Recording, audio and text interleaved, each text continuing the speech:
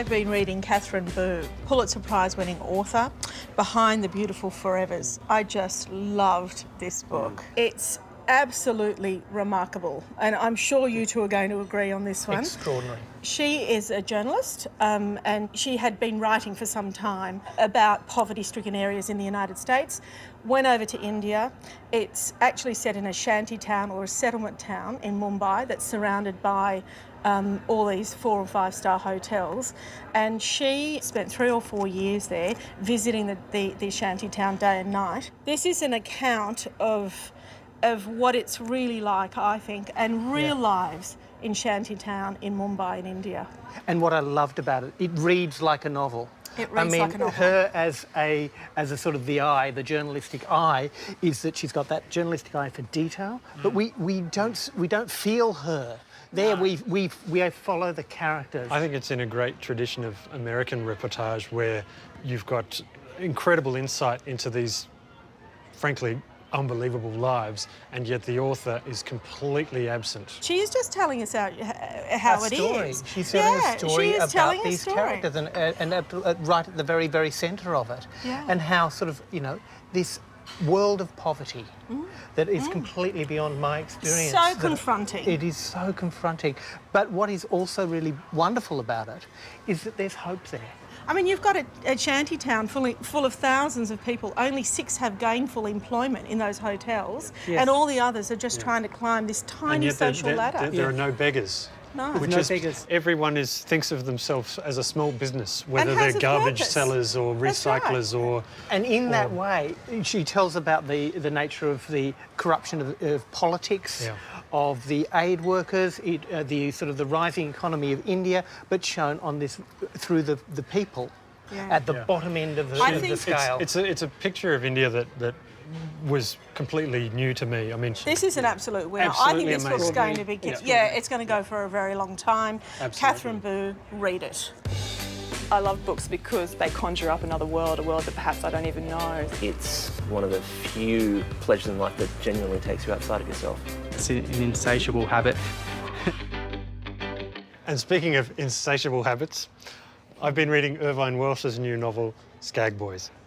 Now, I think it's almost 20 years since Irvine Welsh published his first novel, Trainspotting. This is a prequel to Trainspotting. All those characters that some of us know and love, rent boy, sick boy... And some of us don't love. Don't love. Working class Edinburgh boys from the poor side of town who were perhaps gainfully employed or going to university, good time guys, sliding into dabbling with heroin and then full-blown heroin addiction.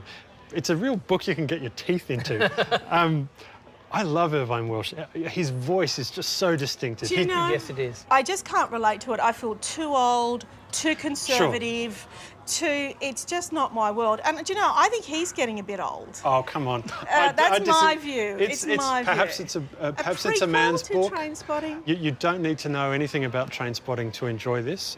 If you're new to Irvine Welsh, all you need to know is that his language is, I mean, a friend of mine compared it to Shakespeare. You read 50 pages and you go, what the hell's going on? Read 100 pages. Come on. It's in its own way, it is as rich. Michael, what did you think? What I thought was that I didn't like the characters. No. But I got loud and clear that Irvine Welsh did. Yeah. And he has to like these characters. Because who else is going to like them? Obviously, Lottie. But I didn't like them. But I got fascinated. I got fascinated by the characters. I think this is a better book than Trainspotting.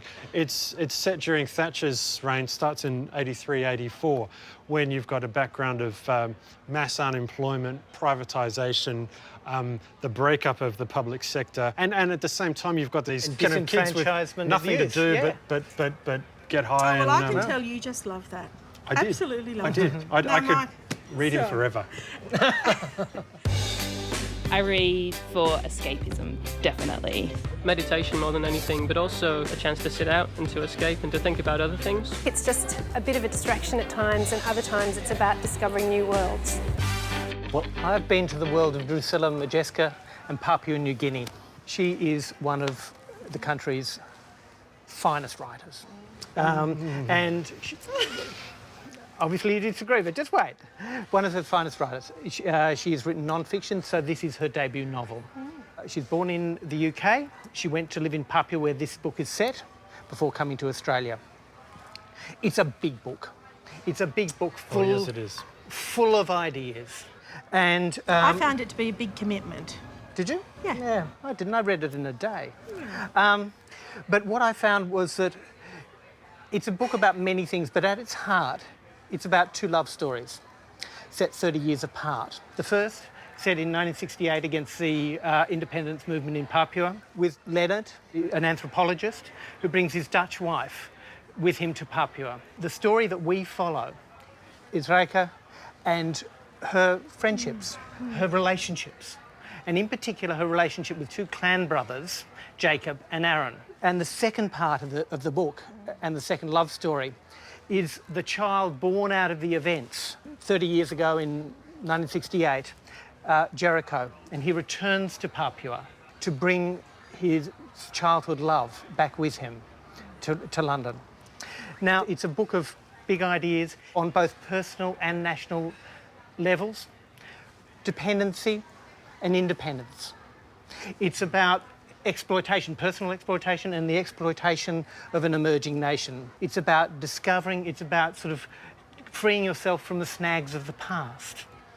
It's about finding yourself between cultures. I mean, that's why I found it so complicated. It was, for me, it was quite a challenging read. What kept me going was a love story. I enjoyed it. She does write beautifully. But I could tell that she actually was a non-fiction writer. You can see that writing style coming through to the fiction. The research is meticulous, but for me, really the love well story sat lightly upon this huge foundation underneath, and it was resonant to me. It was absolutely resonant. Lockie, we Lockie, didn't you're have not you. looking good. I know, you're not looking good at all, Lockie. Look, I have no doubt that this novel has an ideal reader. It's not me. No. I suspect that reader is probably 20 years older than me, and she enjoys going to writers' festivals. Like Michael. And this is going Lockie, what are we saying? And this is going to play well for writers' festival audiences and worthy kind of discussions of post-colonialism. It's and more all than that. It's more than that. It's It is more than worthy. It was deeply moving.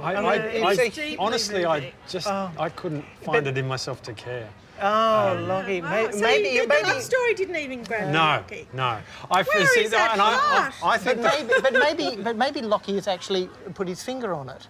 for me He's younger than us. He's younger than us. No, we go. the love story for me was I couldn't get past the black-white thing, for starters. I felt, that this is a white author kind of exploring black-white race relations. The mistakes that were made on all sides. No, but the thing is that it's more than that, because for me, one of the central images in the book is the bark paintings and their intricate designs. For me, she weaves all these themes together, and it becomes a work of art for me. I don't think you're going to convince him, Mark. I'm not. I didn't get that. I think have to let it go. perhaps For me, fantastic. Okay. Absolutely we fantastic. shall agree to disagree. Yes.